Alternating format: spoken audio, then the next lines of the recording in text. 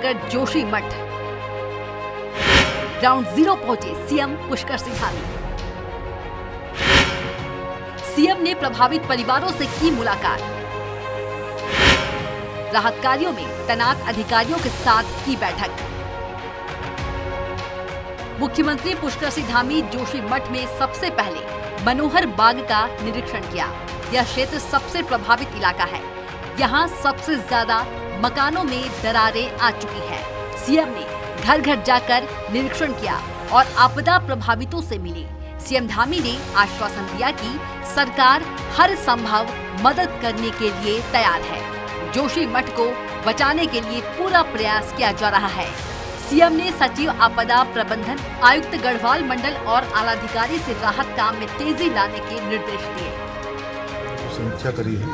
मैंने कहा है कि उस पर कोई किसी विभागीय औपचारिकता में न जाते हुए सीधे अप्रूवल की जरूरत है, मेरा अप्रूवल ले लिया जाए और उस पर जल्दी से जल्दी जो एक लंबी प्रक्रिया होती है, लंबी प्रक्रिया में नहीं जाएंगे, क्योंकि जो भी काम यहाँ पर होने हैं दीर्घकालिक, चाहे ड्रेनेज का हो चाहे सीवरेज का हो, वो इस बार इस मानसून से पहले होने हैं जी। लेकिन अभी विषय ये है कि अभी कैसे सबको किया जाए और भविष्य में जब पुनर्वास की स्थिति बनेगी तो उसके लिए भी हम लोग 2 स्थानों का बात करी है। पीपलकुटी के आसपास भी 2 स्थान है और कोचर, उस पर भी हम काम कर रहे हैं। जोशीमठ में लगातार हो रहे भूधसाव पर ज्योतिषापीठ के शंकराचार्य स्वामी अभिमुक्तेश्वरानंद ने भी गंभीर चिंता जाहिर की है। उन्होंने कहा कि हिमालयी क्षेत्रों के विकास के नाम पर सुनियोजित विनाश किया जा रहा है और आज इसी का नतीजा है कि भारतीय संस्कृति का प्रमुख केंद्र जोशीमठ में हजारों लोगों का जीवन खतरे में है। इसी के साथ भगवान बद्रीनाथ के विग्रह के शीतकालीन प्रवास का स्थान नरसिंह मंदिर और आदि जगत गुरु शंकराचार्य जोशीमठ के धरती में समा जाने की आशंका जताई है।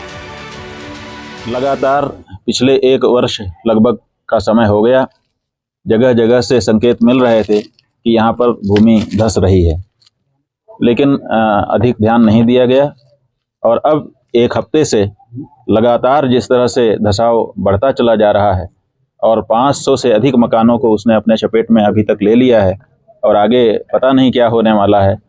ऐसी परिस्थिति में बहुत ही बड़ी चिंता का विषय हम सब लोगों के सामने उपस्थित हो गया है। कांग्रेस के पूर्व प्रदेश अध्यक्ष प्रीतम सिंह ने भी जोशीमठ आपदा पर चिंता जताई है।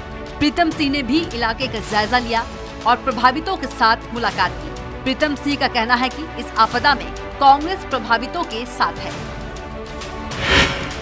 561 घरों में आई दरारें, 600 परिवारों को निकालने का काम जारी। दहशत में है करीब 5000 लोग।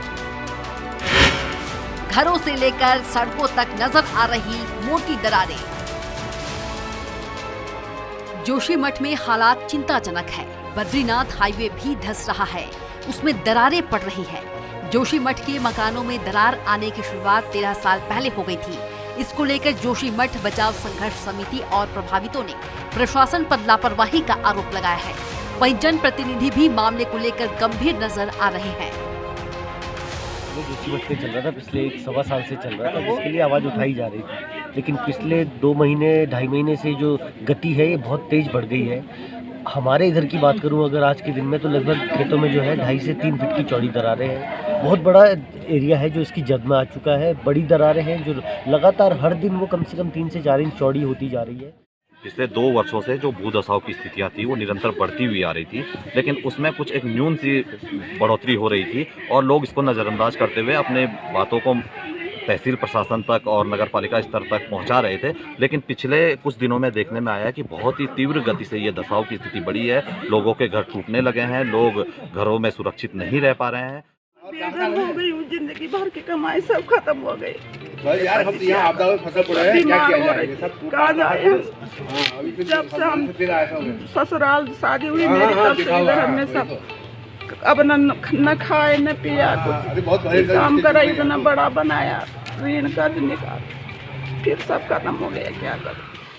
अगर सरकार की तरफ से कोई कार्रवाई हुई होती है, सरकार ने कोई उत्तर दिया होता, पिछले 14 महीने में कोई कार्रवाई की होती तो लोग सड़क पर आते। ये तो अंतिम विकल्प है कि 14 महीने के बाद लोगों के पास क्या विकल्प है। जब लोग सर्दी की रातें खुले आसमान में बिताएंगे तो लोग क्या करेंगे। सरकार जितनी स्थिति संवेदनशील है, सरकार उतनी असंवेदनशील है, सरकार उतनी गैर गंभीर है। मुख्यमंत्री सुनने को तैयार नहीं, डीएम फोन उठाने को तैयार नहीं, एसडीएम तुमने छुट्टी भेज दिया, कैसे चलेगा। हमारी मांग है पुनर्वास और विस्थापन तत्काल हो। 2013 की तर्ज पे तत्काल मकानों का जो है गणना की जाए और किसका कितना मुआवजा बैठता है, उनका विस्थापन कहाँ होगा, पुनर्वास कहाँ होगा, और सरकार जवाब देना। सरकार का काम है जवाब देना, सरकार का काम टालना थोड़ी है। हम सरकार को कल मिलने के लिए गए थे, जिस तरह से सरकार का रवैया है, क्या इस तरह से लोग चुप बैठ जाएंगे? क्या लोग ईंट से ईंट बजा करके रखेंगे? हालात काबू से बाहर निकलते देख एनटीपीसी पावर प्रोजेक्ट और चारधाम ऑल वेदर रोड का काम रोकने के आदेश दिए गए हैं। वहीं मुख्यमंत्री पुष्कर सिंह धामी के निर्देश पर जोशीमठ में भू धसाव से विस्थापित परिवारों को मकान किराए के लिए 4,000 रुपए प्रति महीने की दर से 6 महीने तक देने के लिए मुख्यमंत्री राहत कोष से राशि मंजूर की गई है। कुछ जहाँ होटल टिल्ट किया है उधर गए, जेपी का कैंपस जहाँ पानी निकल रहा है, मडी वाटर निकल रहा है, वहाँ हम लोग गए। एक जो लेटेस्ट क्रैक्स आए हैं जिन एरिया मुन एरिया में गए।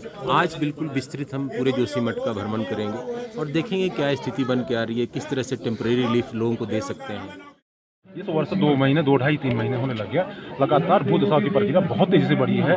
लोगों के मकान बहुत तेजी से दरकने शुरू हो गए हैं। अभी तो इस हफ्ते में लगभग 200-300 मकान पूरी इसकी बुधा चपेट में आ चुके हैं। जो अभी तक हमारा जो भू धसाव की प्रक्रिया थी ऊपरी क्षेत्रों में थी, तलहटी हमारी मजबूत थी, किंतु आपने देखा होगा 5-6 दिन से जो हमारे जोशीमठ की जो तलहटी जो जड़ है, जड़ ही बहनी शुरू हो गई। इधर जोशीमठ शहर में अनियंत्रित तरीके से हुए निर्माण की बात भी सामने आई है। शहर की कैपेसिटी को देखते हुए यहाँ निर्माण नहीं हुए, बल्कि 7-7 मंजिला होटल यहाँ बनाए गए, जिससे चिंता और बढ़ गई है। यही वजह है कि शासन स्तर पर इसको लेकर अलग से बैठकें कर विस्थापितों के पुनर्वास की व्यवस्था तेज कर दी गई है। स्वराज एक्सप्रेस के लिए देहरादून से स्टेट हेड SS तोमर के साथ जोशीमठ से नीरज कंडारी की रिपोर्ट।